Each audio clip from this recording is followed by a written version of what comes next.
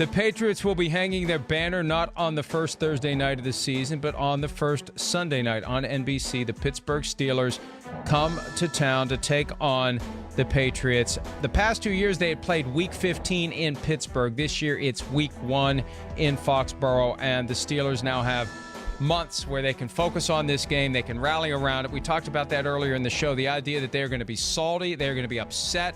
The Browns are the darlings. Antonio Brown and Le'Veon Bell leaving the Steelers, and all the comments about Ben Roethlisberger. I mean, this gives them a common goal, a common vision, a common opponent that they can just focus on until Week 1. Now, the problem with that is, after you get through Week 1, you still have 15 games. Yeah. But this is something that can really carry them through to the start of the season. And if they could start the season with a win in New England, what a different vibe that would bring to what we think the Pittsburgh Steelers could be this year. Yeah, I certainly give them confidence with a team that's kind of, I don't want to disrespect the Pittsburgh Steelers, but New England's had their way a little bit. I remember Big Ben saying it's kind of like the older brother and we're the little brother and we can't seem to pull out games. Last year they finally did it. But, hey, I mean, you can't overstate the importance of the early season and the wins that you need to accumulate there. There's a reason, and I know we were texting about this last night.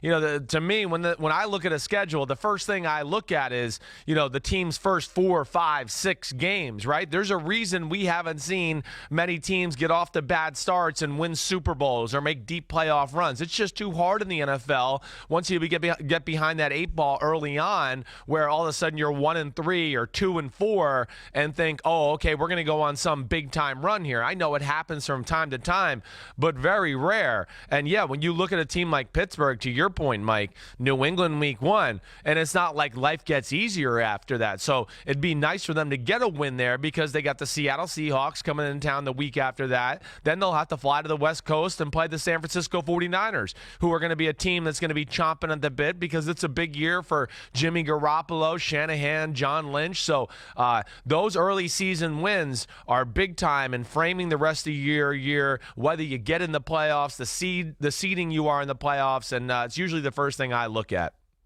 With each loss, that window gets a little more narrow, whether you're trying to be the 1 seed or the 2 seed or just to get to the playoffs. And if you come out of September, October at 2-6, you're done. 3-5, you're almost done. And so you want to win those games early. That's money in the bank that is going to help you dramatically when it's time to hit the playoff stretch. You're going to be a much different team in December than you were in September, but those outcomes in September are going to hover over you, whether they're good or whether they're bad. Rams-Browns Week 3, we played on the TV side. Reaction in L.A. as they were finding out the schedule. It was Les Snead, Sean McVay, Aaron Donald, and Eric Weddle. And they were very happy to learn that their trip to Cleveland comes in Week 3. For a team that struggles in cold weather, you want to be able to check those boxes. Hey, Rams going to Cleveland Week 3. Hell of a lot better than Week 13. The Vikings go to the Packers and to the Bears, both in September. That's got to make a dome team very happy. So the Rams, instead, because we saw what happened in Chicago last December for the Rams. This Cleveland game could have been Week 16, and they avoided that, and they get it at a time when weather's not going to be an issue. And for the Rams, that is an issue. It is an issue. And those are the type of things that players and coaches will look at, as crazy as it may seem. I used to look at it in Tampa Bay. I'd be going, okay, wait, we're playing the Green Bay Packers. Are they coming, do we have to go there in December, or are we going to get there in September? The Chicago Bears, teams like that, certainly. And I look at the Rams schedule just specifically to what you were saying. They're very fortunate. I mean, they're playing the AFC North this year. The only time they have to go there where it might be remotely cold is at Pittsburgh in Week 10. Other than that, they got the Ravens at home, so they're going to be happy about that. They got the Bengals at home in Week 8. So for a team that is a little bit, let's see, warm weather friendly, those are things that will jump out to them, and it's a nice home stretch for them where they don't have to deal with those elements late in the season.